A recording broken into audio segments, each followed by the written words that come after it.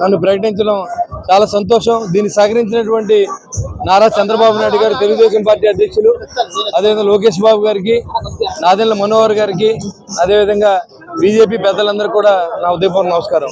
మరి అందరూ కూడా సహకరించారు. ఈ రోజు నాకు ఈ స్థాయికి తీసుకొచ్చిన మీ అందరికీ ముందుగా నా ఉదయపూర్వక నమస్కారం. ఎందుకంటే నేను నిలబడ్డాను, దీనికి కారణం అంటే ఈ స్థాయి దాకా నిలబడ్డానంటే దానికి కారణం నా చుట్టూ ఉన్న మీరందరూ.